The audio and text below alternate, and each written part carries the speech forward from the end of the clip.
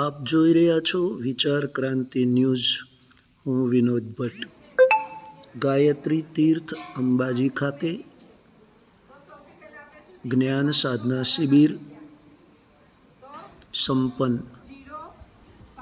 આ શિબિરનો ઉદ્દેશ જણાવતા ગાયત્રી તીર્થ અંબાજીના પ્રમુખ શ્રીમતી ડાહીબેન શંકરભાઈ પટેલે જણાવ્યું કે આવનાર પેઢીની અંદર જ્ઞાનમાં વધારો થાય, સંસ્કારો જાગૃત થાય, સંસ્કૃતિ પ્રત્યેનું જાગરણ થાય, ભારતીય સંસ્કૃતિની મૂલ્યનિષ્ઠતા સમજે અને પોતે પોતાના જીવનને શ્રેષ્ઠ બનાવે અને પોતાના લક્ષ્ય પ્રાપ્ત કરે, એના માટે આ જ્ઞાન સાધના શિબિરનું આયોજન કરવામાં આવેલ છે।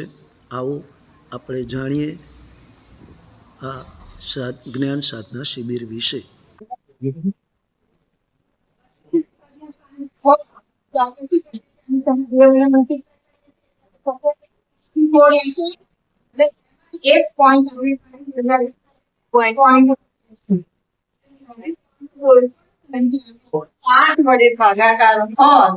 તો એમાં શું કરવાનું એ બધાને મગજમાં ક્લિયર થઈ ગયું હવે? બરાબર। હવે એના પછી આપણે આવે છે 5 વડે ગુણાકાર, જેમાં હજી તમને થોડુંક જો કન્ફ્યુઝન હોય તો એ આપણે પૂછવા દઈએ કે n-1 અને આપે છે તમે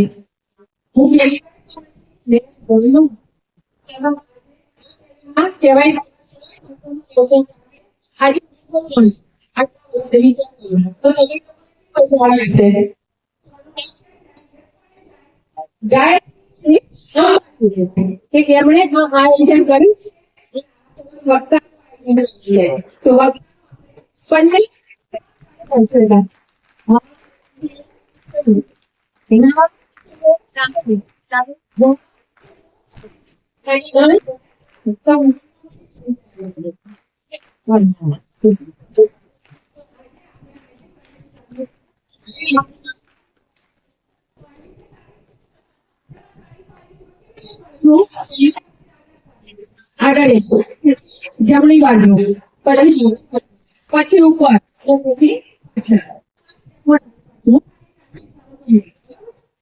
3 તારીખ।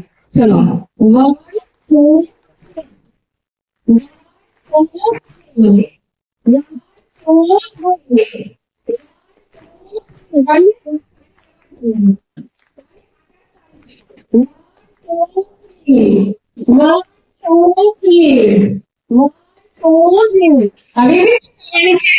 તારીખ, 4 તારીખ અને 5 તારીખ। આ રીતે કહેવાય વરસાદની તારીખ, ઝરમર જે વરસાદ આવતો હોય ને એ ટાઈપ છે। પેલા 3, 4 અને 5, બરાબર। ચલો પેલી 4 આવશે 1 2 3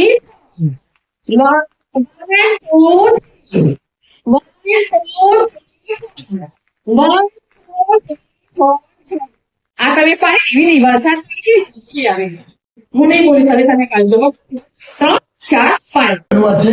કર્મનો સિદ્ધાંત બહુ સરસ પુસ્તક છે। કર્મના 3 ભાગ બતાવે છે, ક્રિયામાન કર્મ, સંચિત કર્મ, 3 વિભાગની અંદર। નાનું પુસ્તક વાંચજો છું, મેં 3 થી 4 વખત વાંચ્યું છે પુસ્તક। કર્મનો સિદ્ધાંત ખાસ વાંચજો એટલે તમને ખબર પડી જશે કે જીવનની અંદર કર્મ જ મહાન છે। અત્યારે જે જન્મ લઈને આવ્યા છે, જે સગવડો ભોગવી છે, જે દુઃખ ભોગવી છે, એ પૂર્વ જન્મના કર્મો સાથે લઈને આવે એને ભાતાનો ઉપયોગ થાય છે। જે સારા કર્મ લઈને આવ્યા તો સારા ઘણા તમે જુઓ, નહીં તો આપણે સારા કર્મ લઈને આવ્યા તો ધીરે ધીરે ધ્યાન ના જન્મ હે બર્થ વિધિ શું કહે? સિલ્વર સ્પૂન કે શું કહે? ચાંદીની ચમચી સાથે જન્મે શું કહે? બાય બર્થ સિલ્વર સ્પૂન એવું કંઈ કહે છે। રાજ તરફથી બધું મળશે, પણ એની અંદર એવો સરસ બગીચો બનાવો કે જેની અંદર જાત ભૂલો હોય, બધા જ વૃક્ષો અલગ અલગ બધા વાવો અને એ બધાનો સરસ વિકાસ કરે। રાજા પ્રકૃતિ પ્રેમ છે, પ્રકૃતિ પર બહુ ભાવ એનો, એટલે પ્રકૃતિનું એક કાર્ય કરવા જઈ રહ્યા છે। પછી તો રાજાનો ઓર્ડર થાય એટલું થાય કે બધા છોડવા બધા ઉછેરવા મળ્યા। પછી 6 મહિના થયા, 12 મહિના થયા એટલે રાજાએ બગીચાની મુલાકાત લીધી. જરૂરી છે 365 દિવસની મહેનત કરેલી એ 3 કલાકમાં તમારે પરિણામ આપવાનું છે. 84 લાખ જેવીની અંદર ભટકતા આપણે આવ્યા છીએ. હવે આપણો આ સમય પરીક્ષાનો છે. આ પરીક્ષાની અંદર આપણે કંઈક એવું વિશિષ્ટ પ્રાપ્ત કરીએ અને એ પ્રાપ્ત કરીને આપણે લોકોને પહોંચાડીએ તો આપણે કંઈક મનુષ્ય તરીકેનો ઋણ અદા કરી ગણાય. નહીંતર હજારો લાખોની સંખ્યામાં જન્મ થાય છે અને જીવન જીવે છે પછી અયોગ જીવે થઈ જાય.